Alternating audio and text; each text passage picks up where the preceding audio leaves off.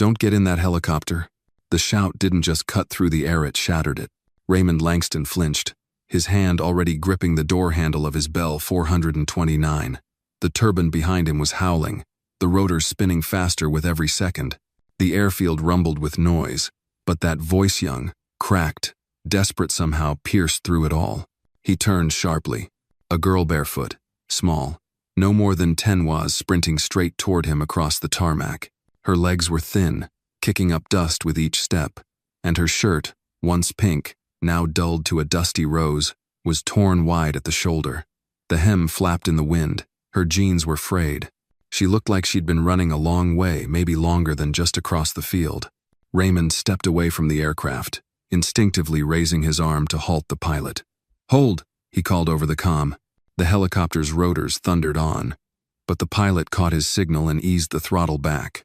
The turbine began to wind down, the blades gradually slowing.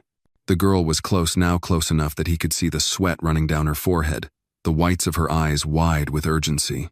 "Stop, please, don't go," she gasped, breathless. They did something to it. Raymond raised his hand, palm out. "Slow down. Who are you talking about?" She pointed straight past him. His heart jolted. Just 20 feet behind him stood 2 men he's ground security detail lean, dark-suited, silent behind their sunglasses. They hadn't moved an inch since escorting him onto the field, but the girl's finger trembled as she pointed again. "I saw them," she said. "Or 2 guys just like them. Same suits, same build. Last night, near the fence, they opened something underneath the chopper. I saw it. I swear I did." Raymond turned toward the men. One of them, Gregson, the taller owner, raised an eyebrow under his shades, puzzled. The other shifted his weight uneasily. "Sir, we've been with you all morning," Gregson said calmly. "You know that." Raymond didn't answer right away. He looked back at the girl. She was panting now, arms limp at her sides, but still standing, still watching the helicopter like it might explode. "What's your name?" he asked quietly. "Maya," she whispered. "Maya William." Her voice cracked on her last word. Her lip trembled, but she didn't cry. Raymond glanced between her, the chopper, and his men. Something didn't feel right. It wasn't the girl's tears. She wasn't trying to get attention. She wasn't clinging or begging. It was the precision of her fear, the specificity. "Curtis," he barked into his phone. "Diagnostic sweep. Tail number 114, RJ. Focus on the undercarriage and nav systems." "Sir?" "Now." Raymond looked back at Maya. "You saw them touch the helicopter?" She nodded. "I thought they were mechanics, until I saw them cut something and put a black box inside." "Where were you?" "I live near the dumpsters, with my grandma. We don't bother anyone. I couldn't sleep. I was out late collecting bottles." Raymond stared at her. Her feet were bleeding barefoot on sun-baked tarmac. One knee was scraped raw, but she stood tall. The wind picked up. One of the rotor blades made a slow, tired creak overhead. Behind them, the helicopter sat still and quiet, waiting. He made his decision. "Come with me," he said, gesturing for Maya to follow. Inside the terminal, as the doors shut behind them and the noise faded, Raymond walked her past the confused receptionist and straight to the maintenance office. She sat on the edge of a wooden bench, arms wrapped around herself, silent. An hour passed. Curtis returned, pale. "Sir," he said quietly, handing over a diagnostic tablet. "We found something." Raymond's jaw locked as he scanned the readout. A signal disruptor, expertly embedded near the flight computer, hidden in such a way it would have activated 10 minutes into the flight, just far enough out to lose comms and blame pilot error. He slowly looked over at Maya. She didn't smile, didn't move. She simply said, "I'm glad you didn't go." Outside, the rotors groaned to a stop. And for the first time in decades, Raymond Langston, billionaire, builder, master of control, realized a child's scream had just saved his life. Sometimes, it's not power or wealth that changes a life, but the quiet courage of a child who dares to speak up. If this moment touched something deep within you, leave a like to honor Maya's bravery. And don't forget to tell us where you're watching this story from in the comments below. You might be surprised who else nearby is watching with you. The maintenance office smelled faintly of machine oil and old coffee. Raymond Langston stood by the window, arms crossed, eyes fixed on the silent chopper outside. Maya sat behind him, still on the edge of the bench where he'd left her. She hadn't moved much, just sipped the cocoa the receptionist had quietly handed her earlier, though the cup was still mostly full, growing cold in her hands. Curtis, the hangar supervisor, stepped in again, eyes tense. "We pulled the security footage from last night, sir," he said, voice low. "The time block she mentioned. There's a blacked-out section. 27 minutes of complete visual loss. Never happened before." Raymond turned slowly. "Was it internal failure?" Curtis shook his head. "No, sir. This was a manual loop insertion. Someone overrode the feed." Raymond took a breath through his nose, the familiar weight of calculation settling in his chest. This wasn't random. This wasn't an accident. "How many people had access to the aircraft in the last 48 hours? He asked. 6, Curtis replied. 2 mechanics, yourself, your assistant, and those 2 gentlemen from security, Gregson and Hall." Raymond's jaw tightened. He glanced over at Maya. She was now looking up, eyes flicking between the 2 men standing guard outside the window. Same black suits, same stone faces. She spoke, her voice soft. "They looked just like them." Raymond turned. "You sure?" Maya nodded slowly. "They didn't say anything. But one of them, he wore gloves. Black leather. It was warm out. I thought that was weird." Raymond blinked. That detail struck him harder than he expected. Gregson had a habit, always wore gloves, even when unnecessary. It was a quirk, one he never questioned. Until now. "Curtis," he said without turning. "Escort Maya to the lounge. Keep someone with her at all times. And I want her grandmother found. Quietly. Bring her here under protection." "Yes, sir." Raymond waited until the door clicked shut before finally walking over to his desk and pulling out a secure tablet.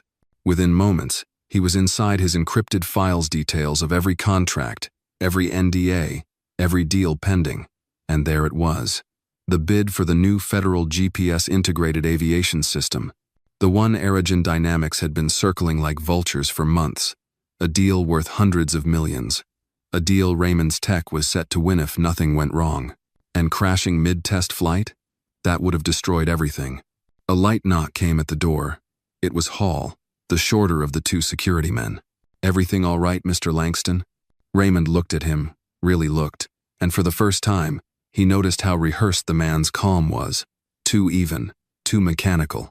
"Fine," Raymond replied flatly. "Get Gregson in here." Hall nodded and left. 30 seconds later, Gregson stepped inside. He moved with the same self-assurance as always, like a man who owned every hallway he walked down. Raymond motioned to the chair across from him. "Sit." Gregson obeyed but said nothing. Raymond placed the tablet between them, screen on. It displayed the schematic of the flight system, highlighting the tampered component.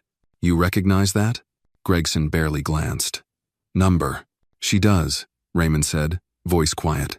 "The girl. She saw it. Saw who installed it." Gregson's lip twitched, just slightly. Raymond leaned forward. "Let me tell you what bothers me. Last week, you asked for access to the hangar during off hours. You said you left your cufflink in my backup jet. Then you sent Hall in, not yourself." Gregson shrugged.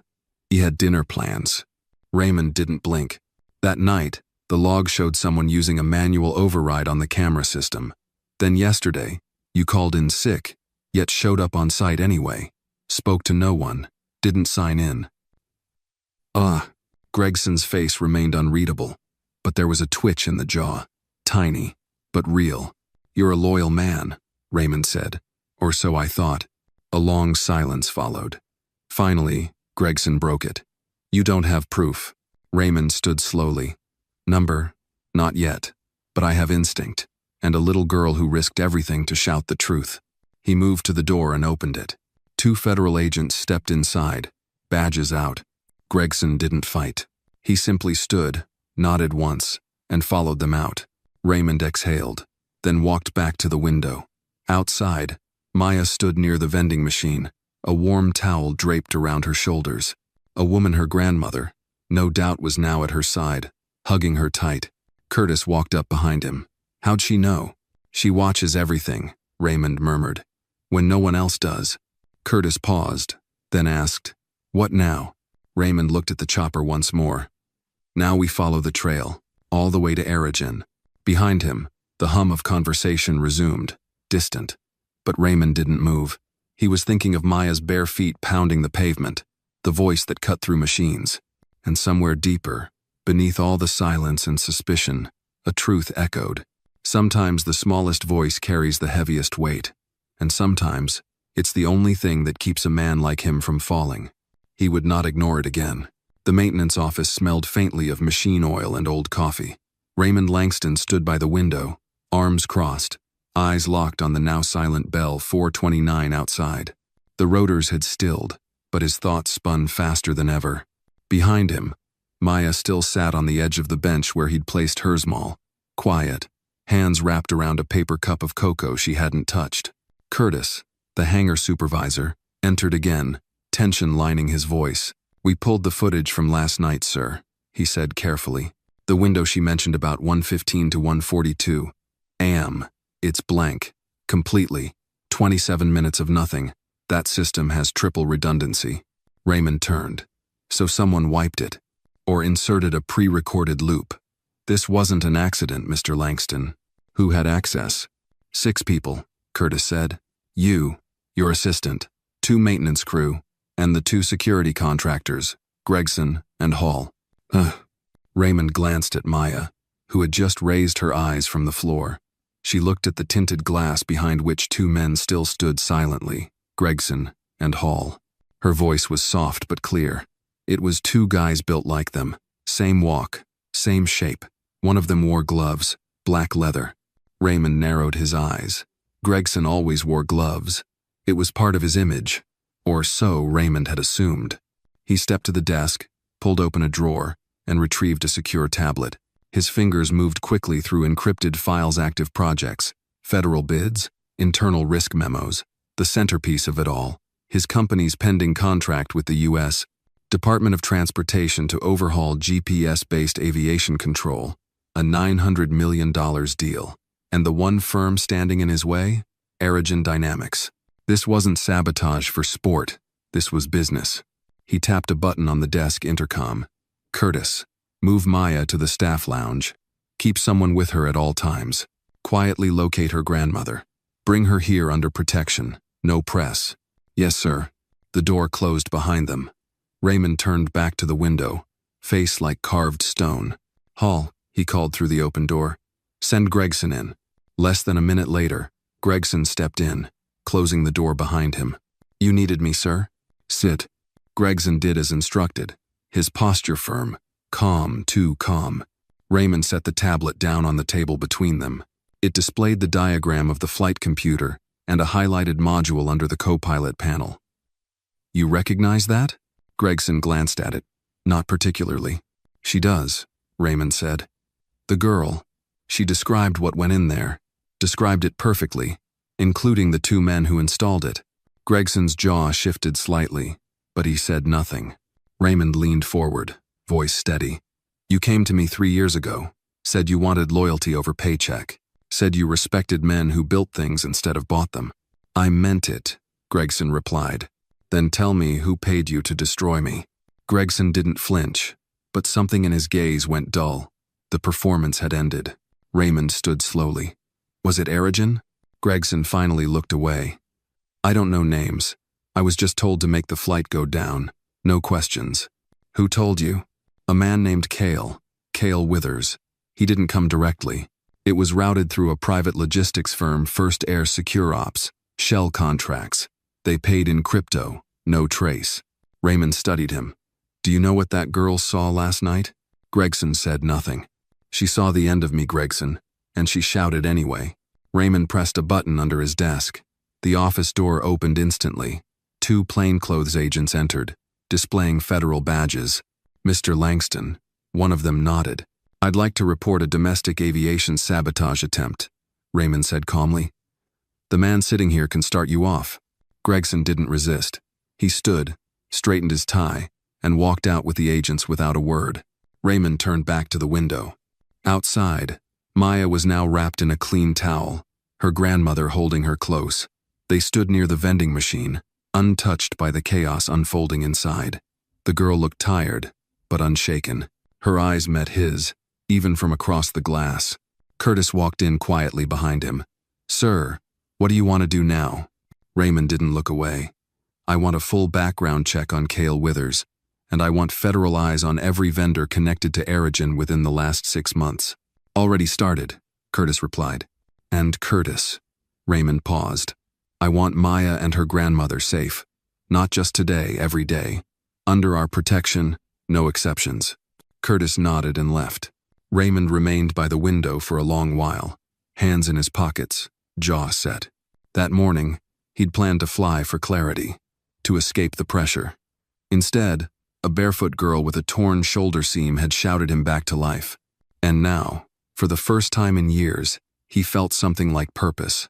Not just to win, not just to retaliate, but to listen, to watch, like she had. Because the rotors might have spun, the machine might have launched, but thanks to her, he was still here.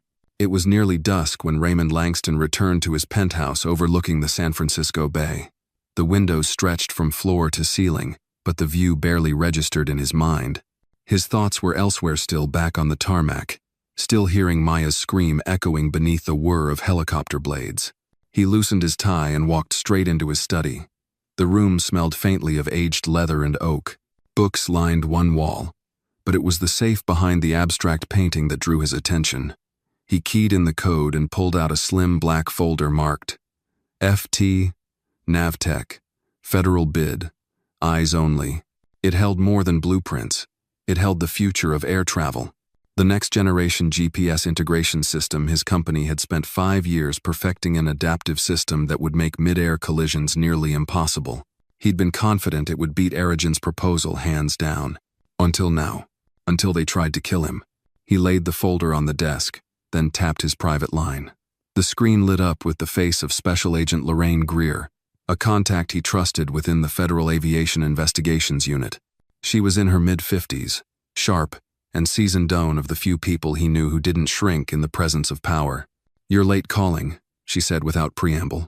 "They made a move," he replied. "They used one of my own men, Gregson," he confessed, "and gave me a name, Cale Withers, logistics contractor. You heard of him?" There was a pause, her brow furrowed. "Not in any official capacity, but I've seen that name show up around DC quietly. Defense contracts, offshore routing. Never stays attached long. I need a full federal investigation. Quiet, discreet, no leaks. You understand what you're asking, Raymond. This isn't corporate espionage anymore. This is attempted murder." "I'm aware." She leaned back, steepling her fingers. "Do you have the girl secured?" "Yes. Her name's Maya William, 10 years old. Lives with her grandmother in Richmond. She's the reason I'm still breathing." Agent Greer softened for just a second. "That takes guts, speaking out the way she did, especially for a kid with nothing." "She doesn't have nothing," Raymond said quietly. "She has eyes, and a voice." Greer nodded. "Send me everything you have. I'll run it from my end." Raymond ended the call and sat down, his shoulders heavy, his breath caught somewhere between guilt and resolve. He looked across the room where the city lights flickered to life like fireflies. But the real spark, the one that mattered, had come from that girl. A child no one had seen, no one had guarded, and yet somehow, she had guarded him. The next morning, Maya sat in the back of a black Suburban with tinted windows, her eyes wide as they pulled into the downtown offices of Langston Aerospace Systems. She wore clean clothes, now jeans without holes, a navy blue hoodie without tears, and small sneakers that lit up when she walked. She held her grandmother's hand tightly. "Are we in trouble?" she whispered.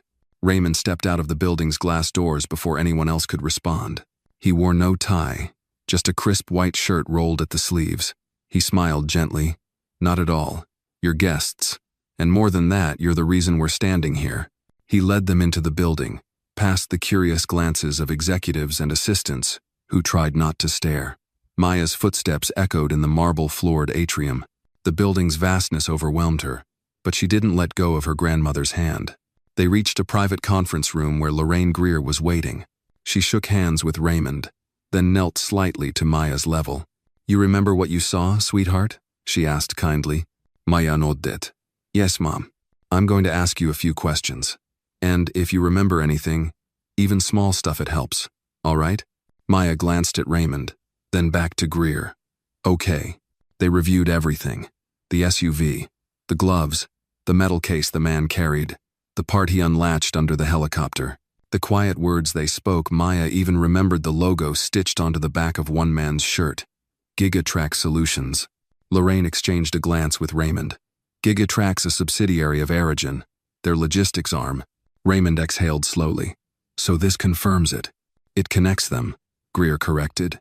It doesn't convict them. Not yet. But we're close, he said. Greer nodded. Very. As the interview ended, Maya sat quietly beside a large model of an aircraft mounted in the corner of the room. Her fingers traced its wings gently. Raymond watched her, then approached. You did more than most adults would have done, he said. You didn't run away. You ran toward me. Why? She looked up, eyes steady.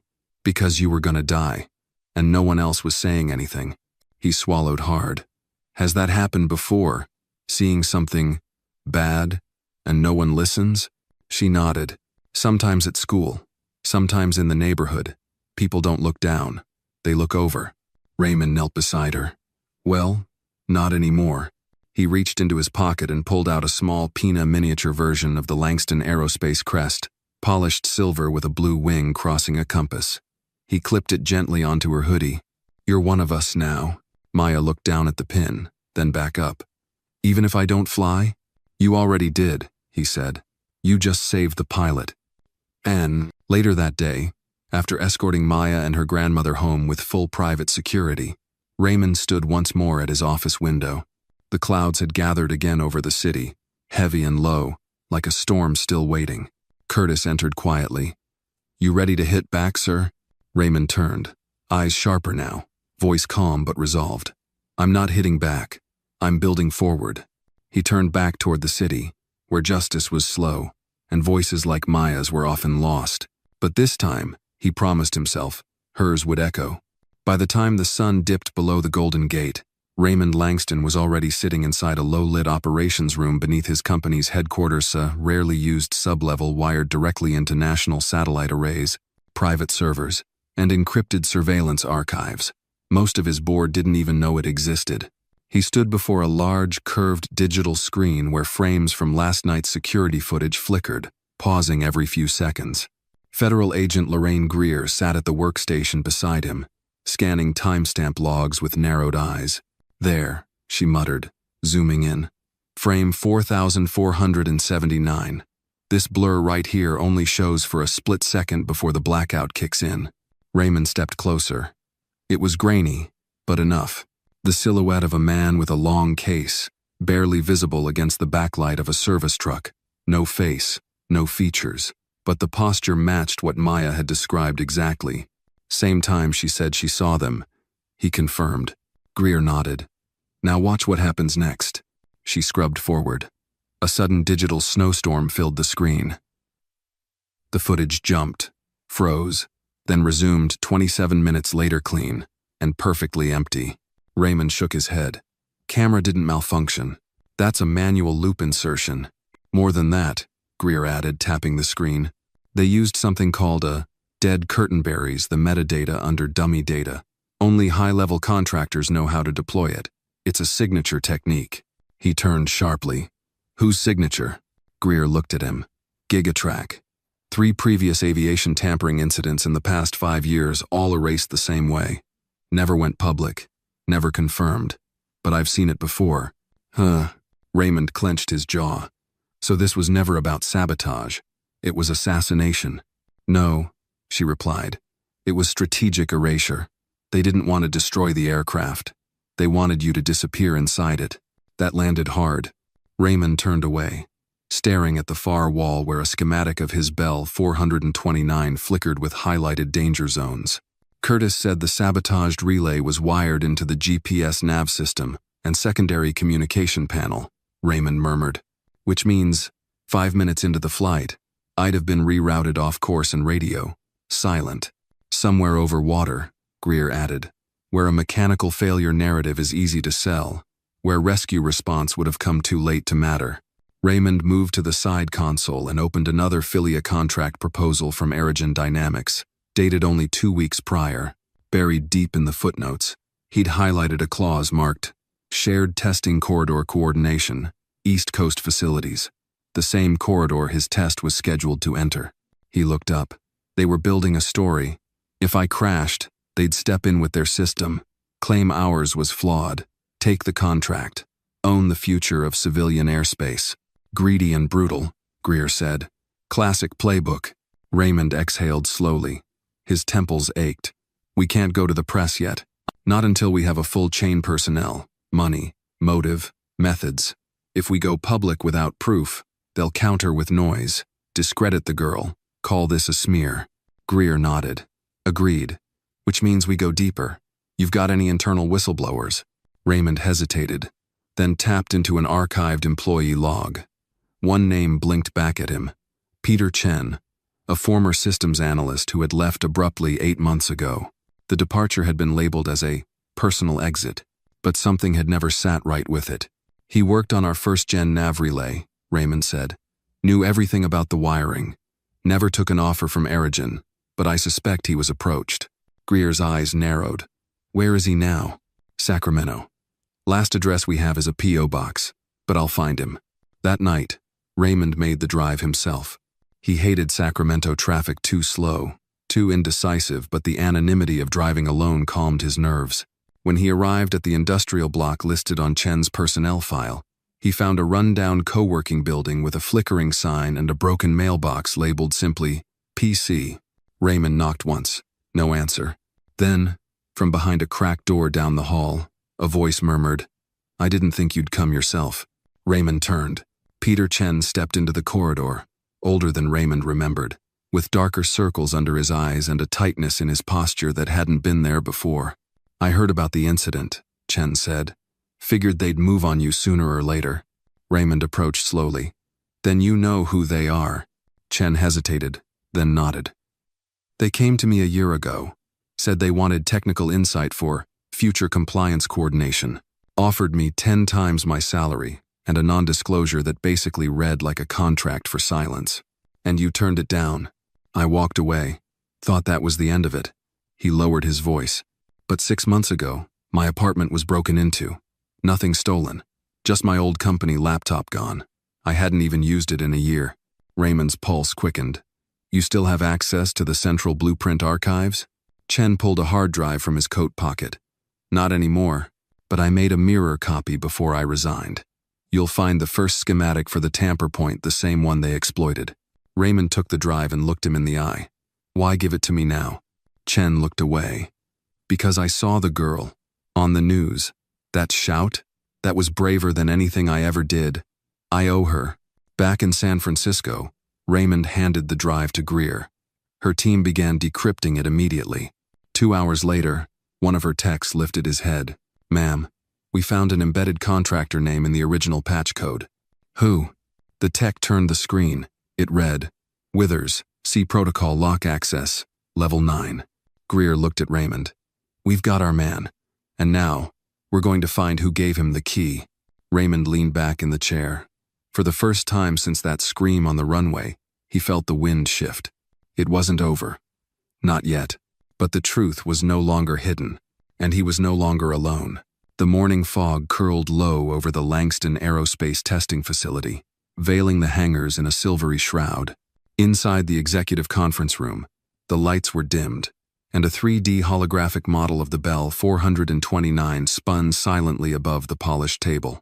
At its core, a red blinking mark pulsed beneath the co-pilot's seat right where the sabotaged relay had been installed.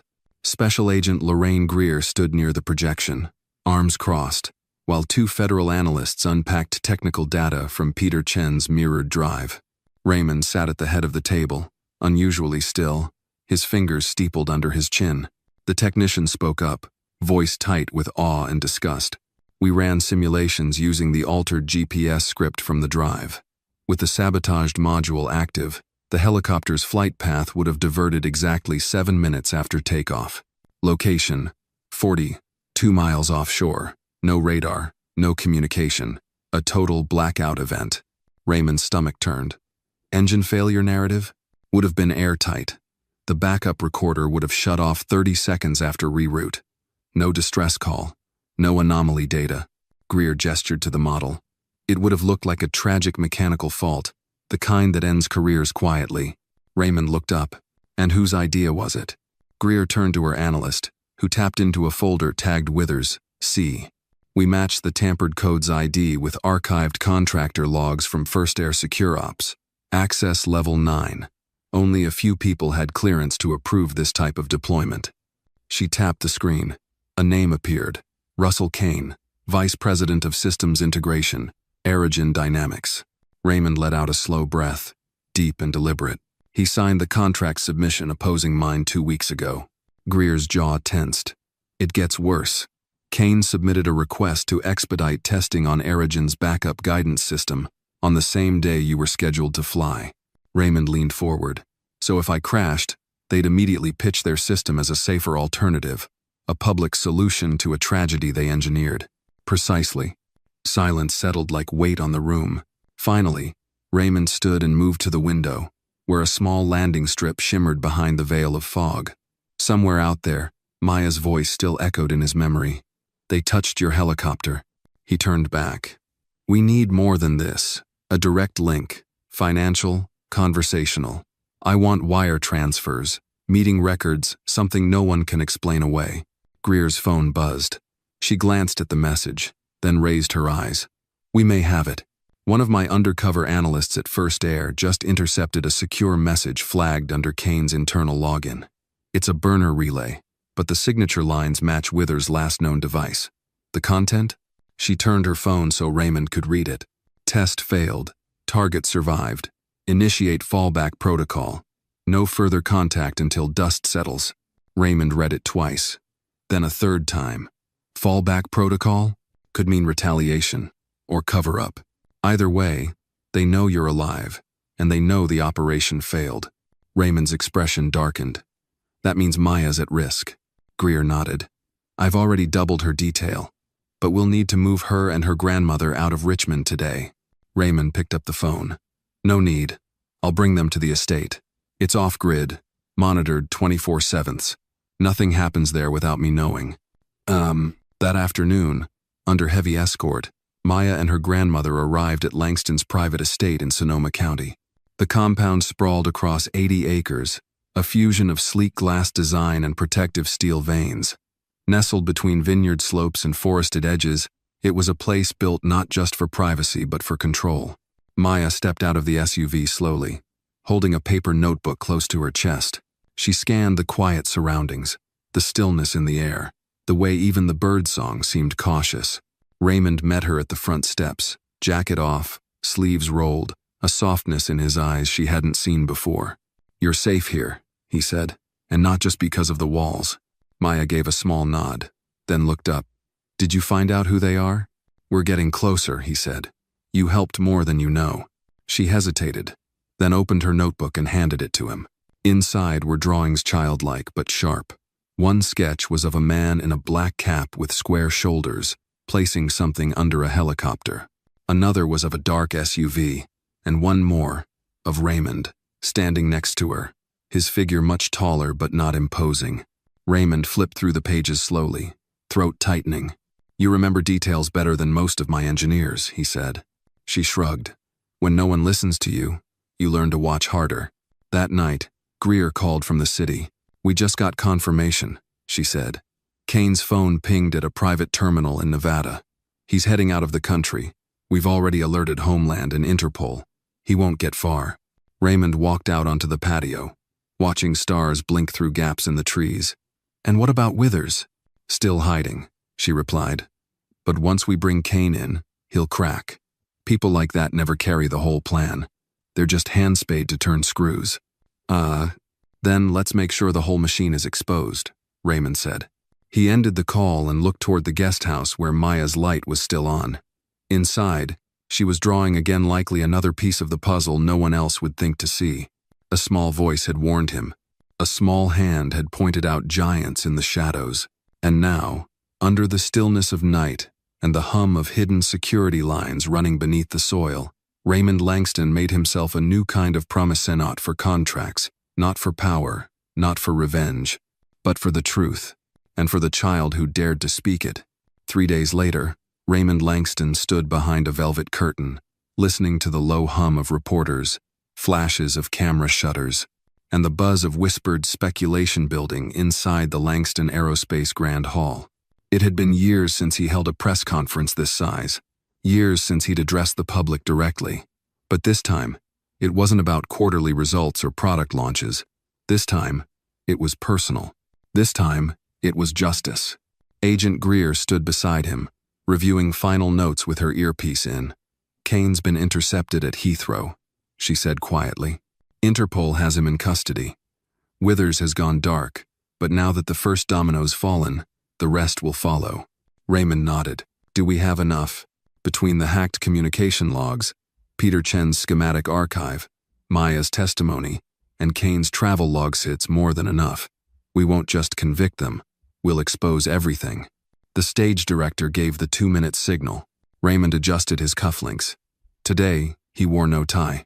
His suit was charcoal gray, simple, understated, deliberate. He didn't want to look powerful. He wanted to look accountable.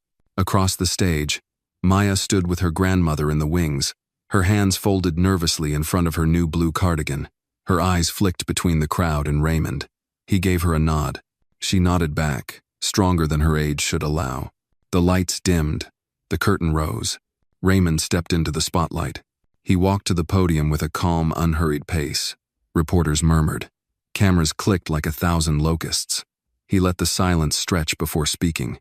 3 weeks ago, he began, I almost boarded a helicopter that never would have landed. A whoosh fell. An internal navigation failure, they would have called it. An accident. A tragedy. A simple pilot error. That's what the world would have heard. He paused, letting the weight of those words settle. But it wasn't an accident. It wasn't simple. And I'm standing here today because someone far braver than most decided not to stay silent. He turned slightly, gesturing to the side of the stage. Maya stepped forward slowly, her grandmother beside her. Gasps swept through the crowd as the cameras swiveled. She looked small, almost swallowed by the room. But when she stood beside Raymond, she didn't flinch. "This is Maya William," he said. "She's 10 years old. She's not an engineer. She's not a federal agent. She's a child who pays attention. A child who saw something and refused to look away." He looked back at the crowd. "She saved my life." There was a beat of silence, then another, and then applause, quiet at first, then building, cautious but real. Raymond raised a hand to still the noise.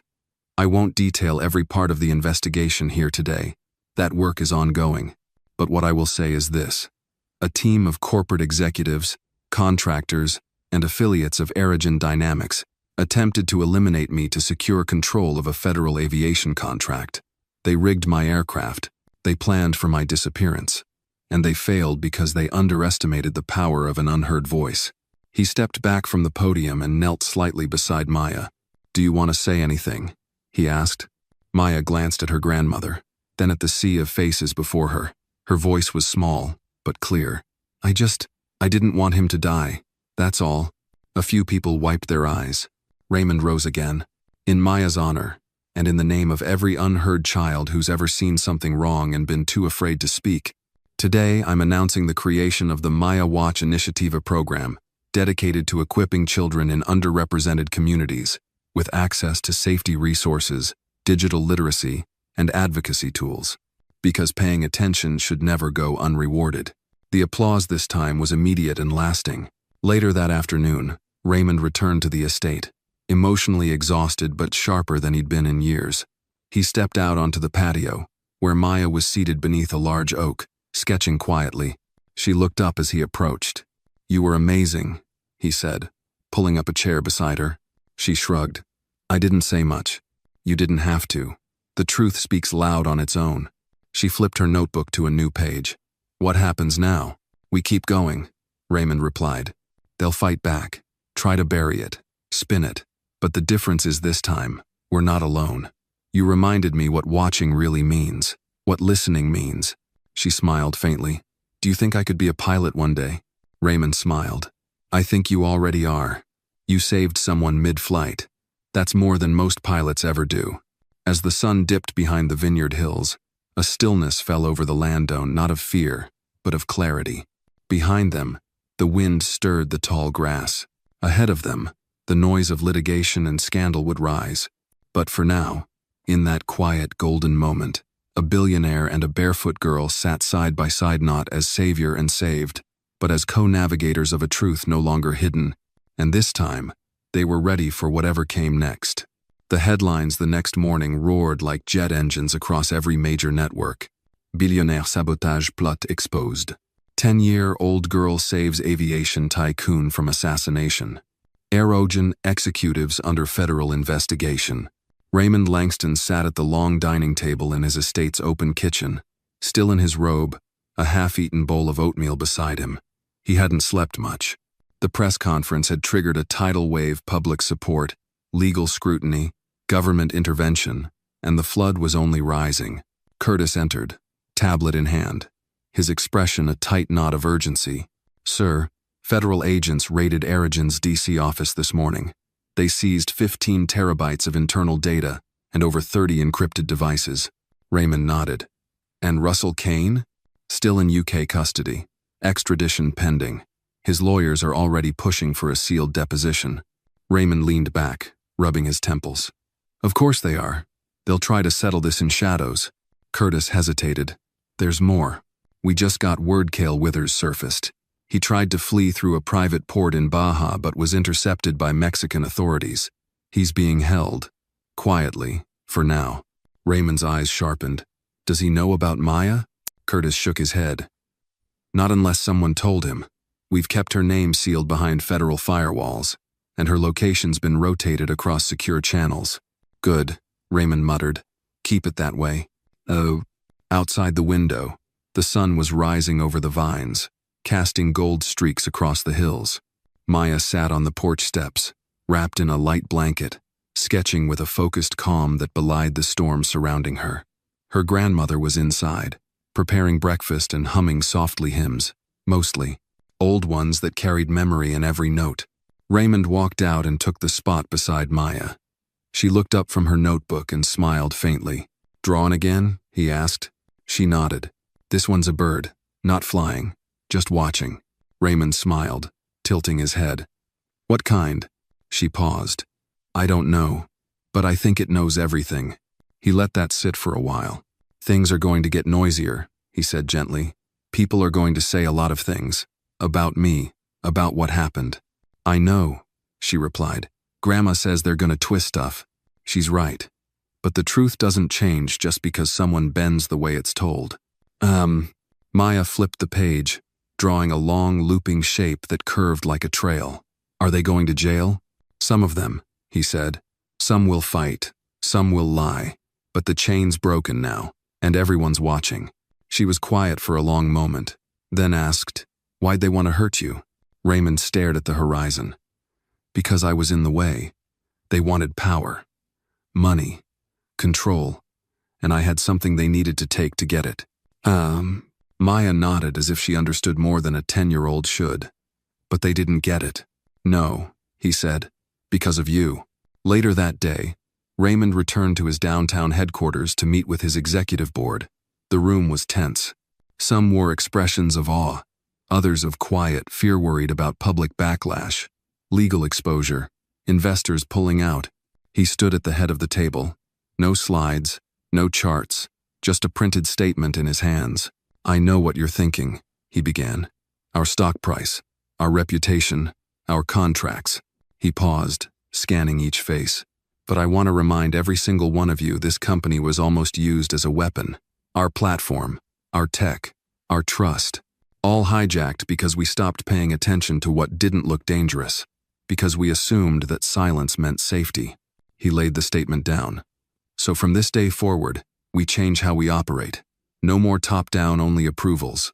Every tech system goes through a double-layered audit. We launch the Maya protocol. A few board members exchanged confused glances. What's the Maya protocol? One of them asked. Raymond looked up. An internal watchdog system, AI, monitored but with human verification. It flags discrepancies. But more than that, it empowers low-tier employees to submit anonymous alerts.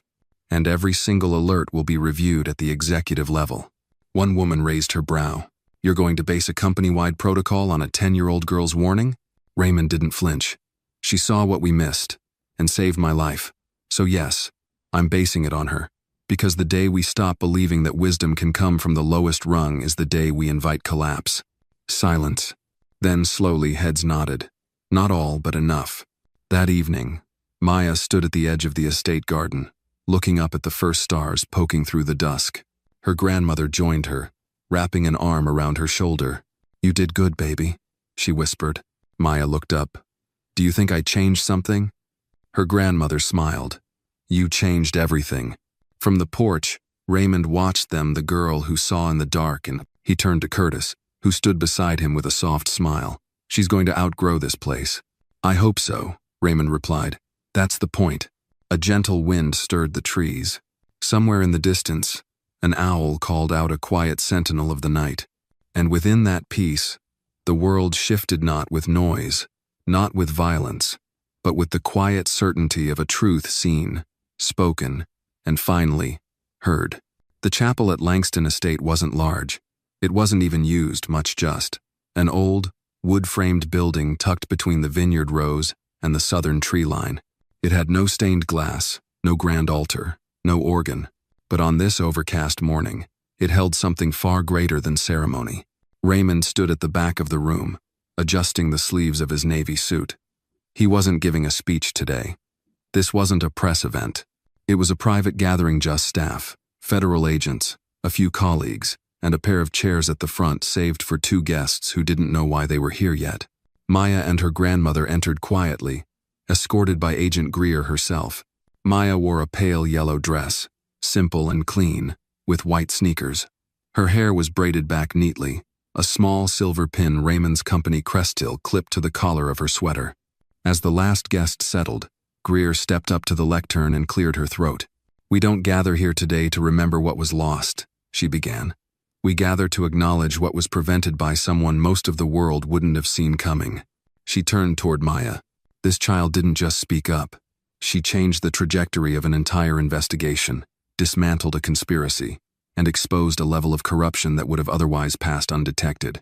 She showed courage that people twice, 3 times her age, might not have found. Greer gestured toward the side, and an assistant stepped forward with a framed certificate, embossed with a golden seal. In recognition of her bravery, integrity, and service to the public good, the Department of Transportation and the FAA hereby award Maya William the Civilian Medal of Federal Distinction. Gasps rippled through the room. Maya froze. She looked up at her grandmother, eyes wide. Raymond stepped forward, taking the frame from Greer's hands, then knelt and presented it to Maya. You didn't just save me, he said, voice low enough only she could hear. You reminded me what it means to see. Really see? Maya blinked back sudden tears. I didn't mean to be brave, she whispered. I don't think anyone ever does, Raymond replied gently. But you were. The crowd stood and applauded, not in thunderous fashion, but in waves of warmth, genuine and unforced. Maya stood motionless for a moment, then slowly turned and faced them all, her little shoulders squared, the metal gleaming softly against the fabric of her dress. After the ceremony, the estate's garden bloomed under the gray light. Guests wandered among lemon trees and rose vines, sipping tea and exchanging quiet words. Raymond walked beside Maya, both of them silent for a while. I heard you're going back to school next week, he said. Maya nodded. Grandma said it's time. Are you ready? She looked up at him. I think so. I mean, things feel different now, like I see stuff I didn't before. That never goes away, Raymond said, smiling. It's called awareness. It's a kind of strength. She paused. Do you think people will believe me now? Like, when I speak? Raymond looked out across the vineyard. Some will, some won't. But the point isn't whether they believe you right away. The point is you know what you saw, and you won't stop saying it just because it makes people uncomfortable. He reached into his coat pocket and pulled out a small, leather-bound journal. He handed it to her. What's this? She asked. It's blank, he said. For now. Thought maybe you'd want to start writing the rest of your story. She opened the cover, then glanced up. "Do you want me to write about you?" He chuckled softly. "Only if I make it interesting." That afternoon, Raymond received a secure message from Agent Greer. The content was brief, but final. Confirmed. Cale Withers confessed. Under oath. Russell Kane authorized the sabotage on behalf of Erigen. Evidence matched. Prosecutors are preparing to file federal charges. Names will go public next week. The email ended with a single sentence. "Sometimes, the ones we walk past are the only ones who see where we're headed." Raymond stared at that line for a long time. Then he closed the message and looked out across the vineyard again. In the distance, Maya stood beneath the old oak tree near the garden's edge, sketching quietly with a colored pencil she'd found in his desk. She looked peaceful, focused not as a hero, not as a survivor, but as a girl simply being herself again. Raymond's chest swelled with something he hadn't felt in a long time. Not pride, not relief, something deeper. Clarity. Because in a world full of noise and power and headlines and contracts, it had been a single voice-cracked, young, uninvited that had pierced the storm. She had shouted first, and the world was still listening.